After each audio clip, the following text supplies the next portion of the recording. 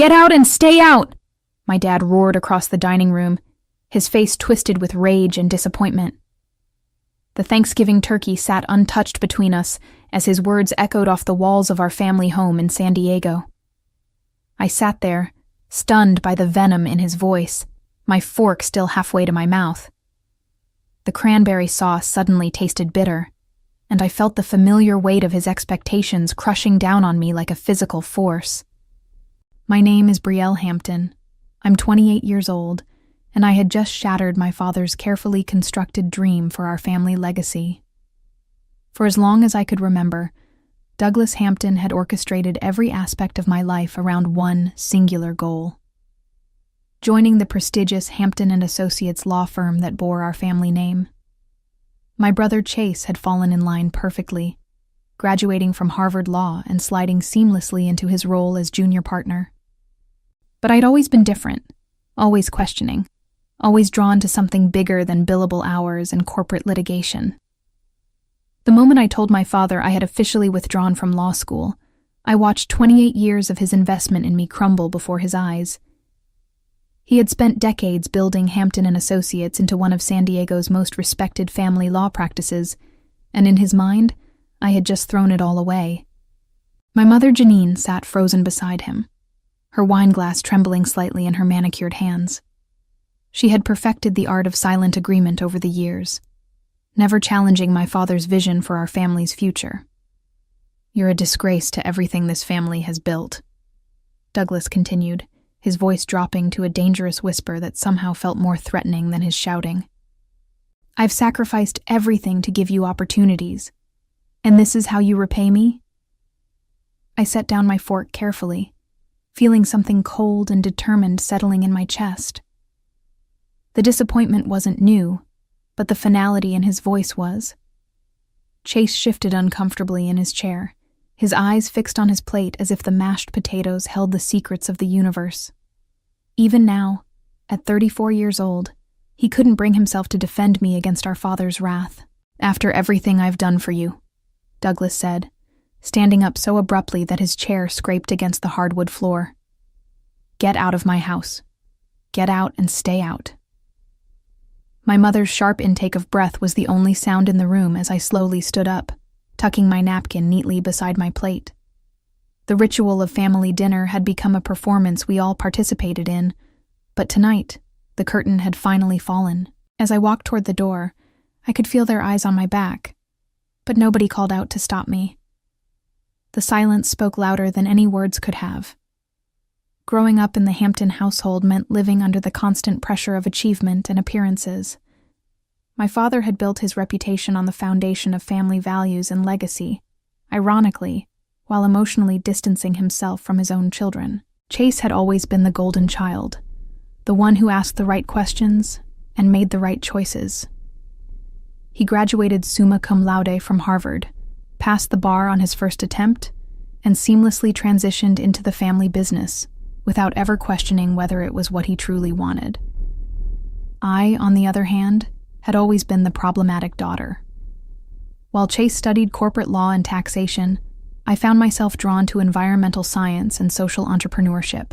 During my undergraduate years at UC San Diego, I spent my summers volunteering with sustainable development organizations instead of interning at prestigious law firms. My father tolerated these phases as long as I maintained my grades and stayed on track for law school. The tension between us had been building for years, but it reached a breaking point during my second year at Stanford Law. I was sitting in a contracts class, listening to a professor drone on about breach remedies, when I realized I was slowly dying inside. Every case study felt like another nail in the coffin of my authentic self. That evening, I called my roommate from 3 years earlier, Maya, who was working with a female-led venture capital group in Los Angeles. "I have an idea," I told her, pacing around my tiny apartment near campus. "Solar-powered infrastructure kits for developing communities, plug-and-play systems that can provide clean energy and internet connectivity to remote areas." Maya listened intently as I outlined my vision. The technology already existed, but nobody had figured out how to make it accessible and affordable for communities that needed it most. I had been researching the concept for months, sketching out business models on napkins and staying up late, reading about microfinance and social impact investing. "You should pitch this to Viridian Capital," Maya suggested. "They're looking for exactly this kind of innovation." That conversation changed everything. Within a week, I had quietly withdrawn from Stanford and moved to a cramped co-working space in Venice Beach. My parents thought I was taking a temporary leave of absence to find myself, and I let them believe it. Chase called occasionally to check in, but our conversations always felt stilted and careful, as if we were both afraid of saying the wrong thing. For 9 months, I lived off my savings and ate ramen noodles while perfecting my pitch. I submitted proposals to 17 different investment groups and received 17 rejections. Some were form letters, others were more personalized feedback about market viability and scalability concerns. Each rejection stung, but it also taught me something valuable about resilience and determination. My parents never asked about the specifics of my break from law school, and I never volunteered the information.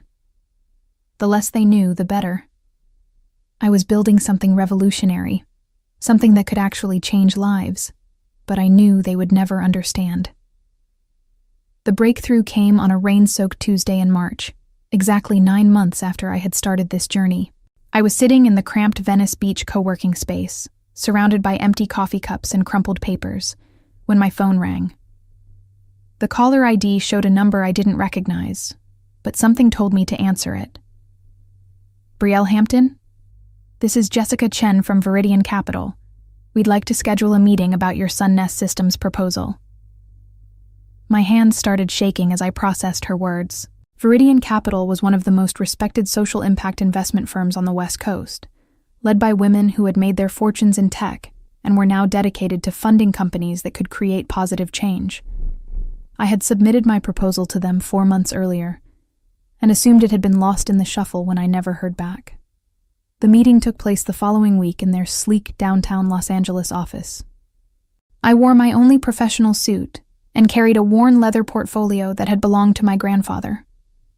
The conference room overlooked the city skyline, and I tried not to let the intimidating setting shake my confidence as I set up my presentation. Jessica introduced me to the other partners, Dr. Amara Okafor, a Nigerian-born engineer who had revolutionized water purification technology, and Lisa Brennan, a former Goldman Sachs executive who had left Wall Street to focus on sustainable investing. These were women who had broken barriers and created their own paths, and I felt a spark of hope that maybe they would understand my vision.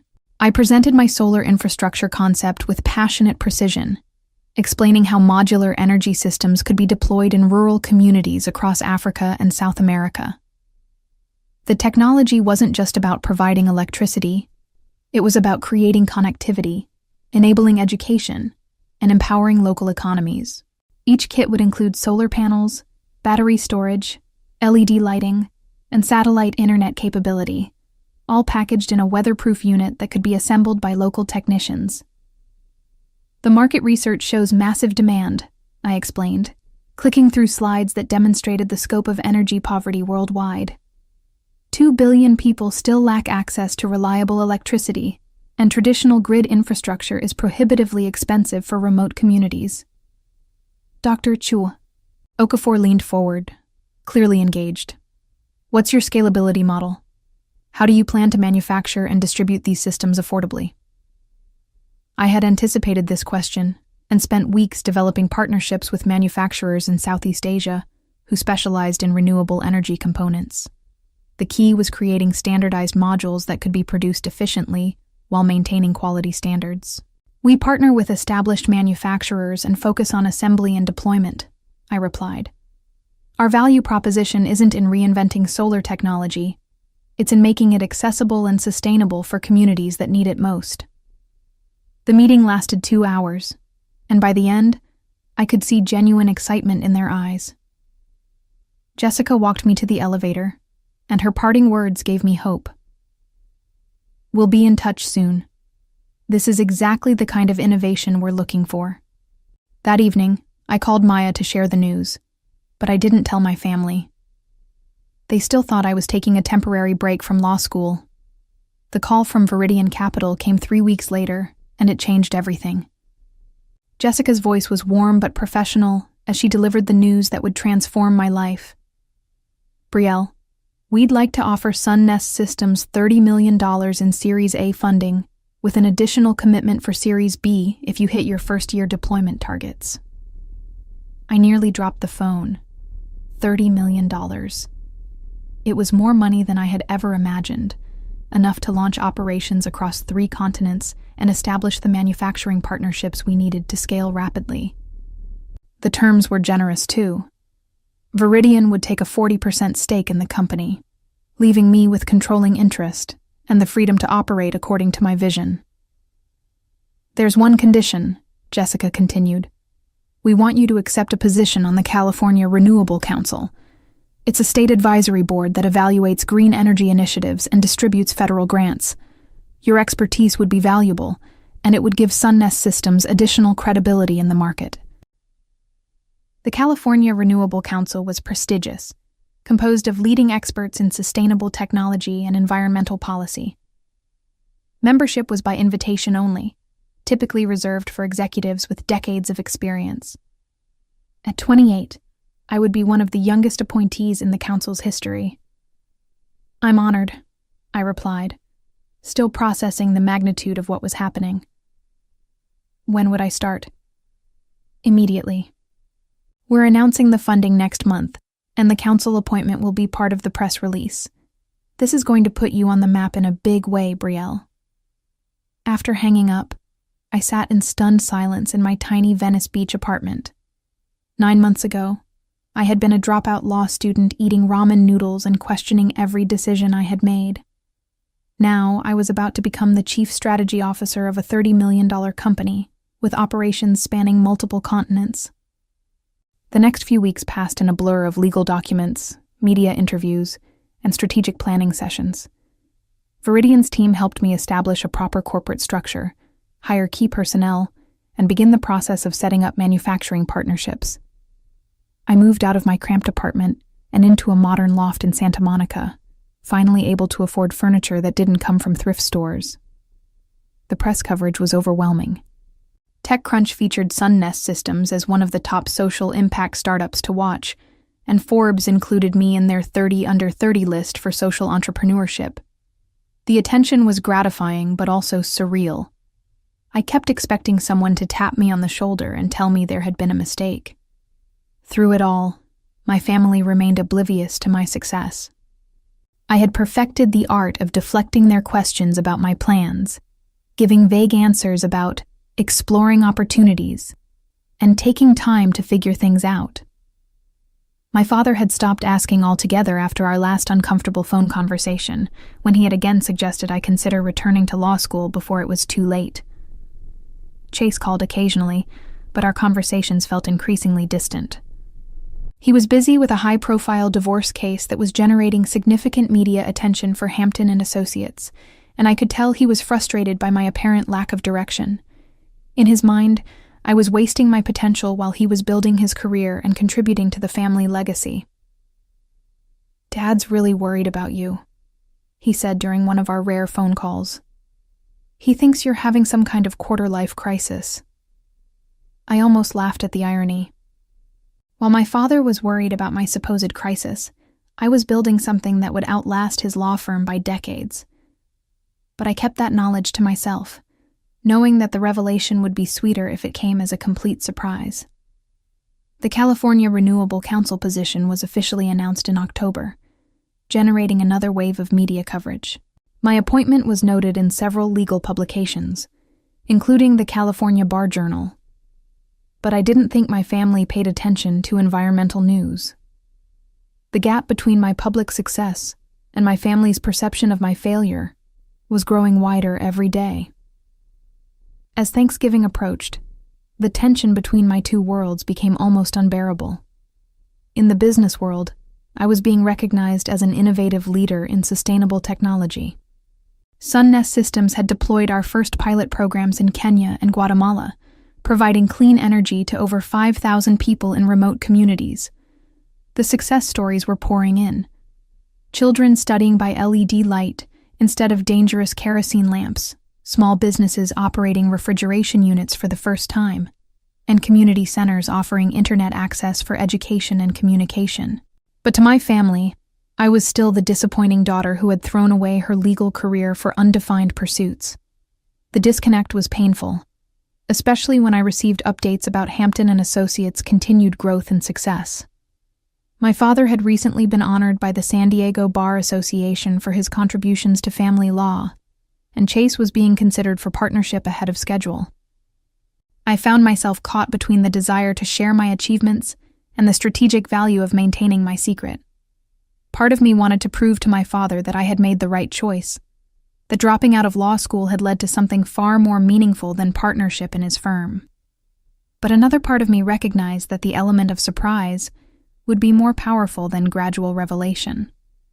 The week before Thanksgiving, I made a decision that would change everything. I purchased a $7 million oceanfront mansion in Malibu, complete with floor-to-ceiling windows overlooking the Pacific Ocean and a private beach access. The house was a symbol of my success, but more importantly, it was a statement of independence.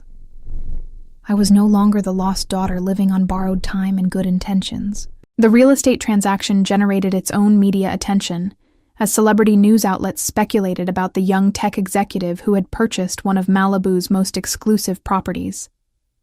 The attention made me nervous, but I assumed my family was too focused on their own concerns to notice entertainment news about property purchases.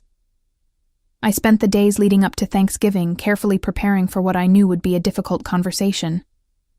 My family expected me to announce my plans for returning to law school, or at least acknowledge that my experimental phase had failed. Instead, I was going to tell them the truth about my withdrawal and let them draw their own conclusions about my current situation. The morning of Thanksgiving, I drove from Malibu to my parents' house in La Jolla, taking the scenic coastal route that had always calmed my nerves. The familiar neighborhoods looked different now that I was viewing them from a position of financial success rather than dependence. I parked outside the house where I had grown up, noting how modest it seemed compared to my new Malibu estate. My mother greeted me at the door with her usual mixture of affection and concern. "Brielle, you look wonderful. How are you feeling about everything?" Everything was her diplomatic way of referring to my extended absence from law school without acknowledging the growing elephant in the room. I hugged her and followed her into the kitchen, where the familiar sounds and smells of Thanksgiving preparation transported me back to childhood memories of family gatherings that had felt warmer and more genuine. Chase arrived with his girlfriend Kelly, a fellow attorney who worked at a competing firm. They made the perfect legal power couple, discussing recent cases and bar association politics with the easy confidence of people who had never questioned their career paths.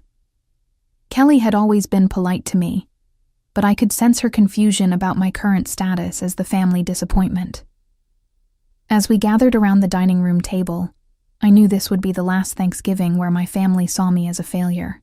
The conversation I had been dreading began innocently enough, as family conversations often do. We had finished the main course, and my mother was clearing plates while my father poured wine with the ceremonial precision he brought to everything. Chase and Kelly were discussing a recent Supreme Court decision that could impact family law practices, and I found myself genuinely interested in their analysis despite my own divergent path.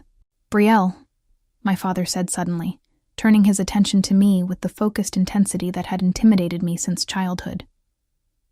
"I've been patient about this whole sabbatical situation, but we need to talk about your plans. Spring semester starts in 2 months, and if you're going to re-enroll at Stanford, we need to handle the paperwork soon." The assumption in his voice was clear. Of course I would be returning to law school, because what other reasonable option could there be? My mother nodded encouragingly from the kitchen doorway, clearly hoping this conversation would resolve the uncertainty that had been hanging over our family gatherings. "Actually, Dad," I said, setting down my wine glass carefully, "I'm not taking a sabbatical. I officially withdrew from Stanford 8 months ago." The silence that followed was deafening. Kelly stopped mid-sentence in her conversation with Chase, and I could see my mother's face pale as she processed what I had just said.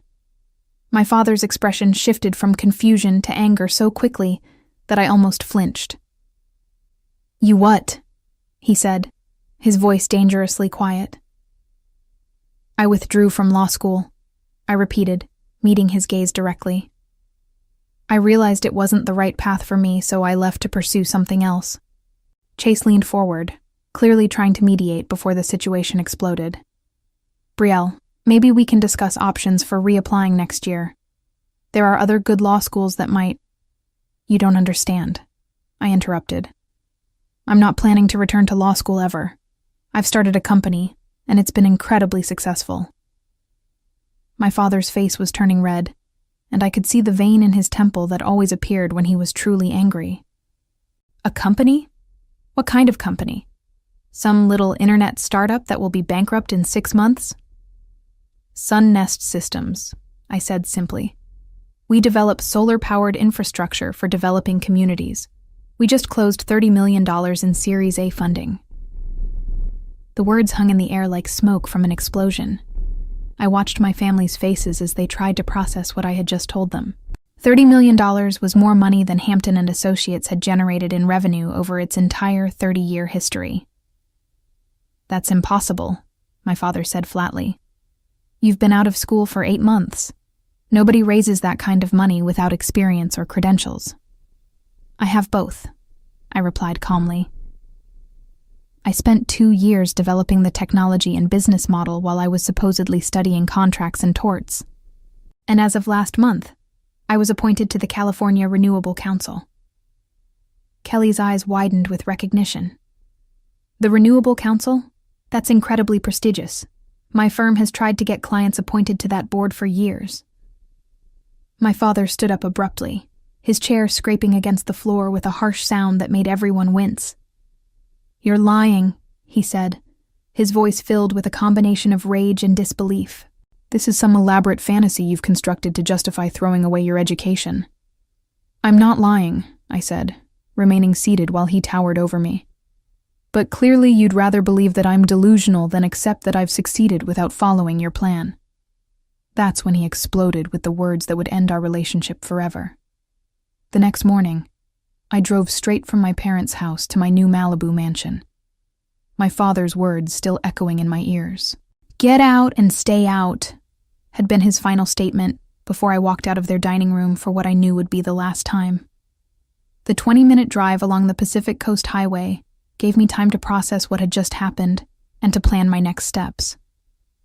My phone had been buzzing constantly since I left La Jolla, with missed calls from Chase and several text messages from my mother asking me to call them back. I ignored them all. The time for explanations and reconciliation had passed the moment my father chose to believe his own assumptions, rather than listen to the truth about my success. The moving truck arrived at noon, carrying the minimal belongings I had accumulated during my years of struggling to build Sun Nest Systems. Everything fit easily into 2 rooms of my sprawling new home, a stark reminder of how dramatically my circumstances had changed. As I unpacked my laptop and the framed photo of my first solar installation in Kenya, I felt a mixture of sadness and liberation that surprised me with its intensity. That afternoon, I called Jessica at Viridian Capital to discuss the timeline for our expansion into Central America. The conversation was energizing, focusing on concrete plans for deploying our technology to communities that desperately needed reliable energy access. As we talked about manufacturing partnerships and government approvals, I realized how much more fulfilling this work was than any legal career could have been.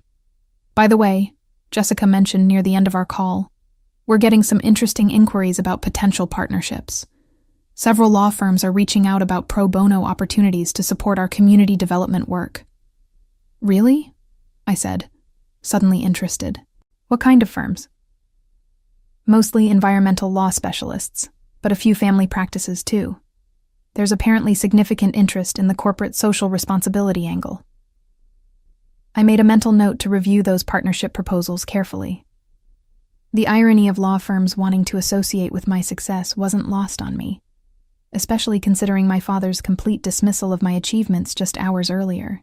3 weeks after Thanksgiving, I was reviewing grant applications in my home office when my assistant called with an urgent update. "Brielle, I thought you should know that Hampton and Associates submitted an application for the State Renewable Energy Grant Program. They're requesting $2 million for a sustainability initiative. I almost laughed out loud. Hampton and Associates had never shown any interest in environmental issues during my entire childhood. The fact that they were suddenly pursuing green energy grants seemed like a transparent attempt to capitalize on the growing market for sustainable legal services. "What's the nature of their application?" I asked, pulling up the California Renewable Council database on my computer. "They're proposing to establish a pro bono legal clinic focused on environmental justice issues. The grant would fund 3 years of operations, including staff salaries and community outreach programs. As a council member, I had access to review all grant applications before they were evaluated by the full committee. I opened Hampton and Associates' submission and read through it carefully, noting the ambitious goals and impressive-sounding initiatives. The proposal was well-written and professionally presented, exactly what I would have expected from my father's firm. But there was one critical problem that the other council members wouldn't immediately recognize. Hampton and Associates had no experience in environmental law, no existing relationships with environmental justice organizations, and no track record of supporting sustainable initiatives. The application was essentially a request for $2 million to enter a field they had never shown interest in pursuing. More importantly, there was a clear conflict of interest that would disqualify their application automatically. I scrolled to the bottom of the council database entry and found the field I was looking for. Potential conflicts. I typed carefully, knowing that my words would determine the fate of my father's grant application. Sunnest Systems Executive Relationship, I wrote, adding my name and title for clarity. The rejection would be swift and public, visible to everyone in San Diego's legal community. As I submitted the conflict notice that would deny my father's grant application, I realized that revenge had found me rather than the other way around. The path I had chosen for authentic reasons had led to a moment of perfect justice that no amount of planning could have orchestrated better. Sometimes the best revenge is simply living successfully according to your own values and letting the consequences reveal themselves naturally.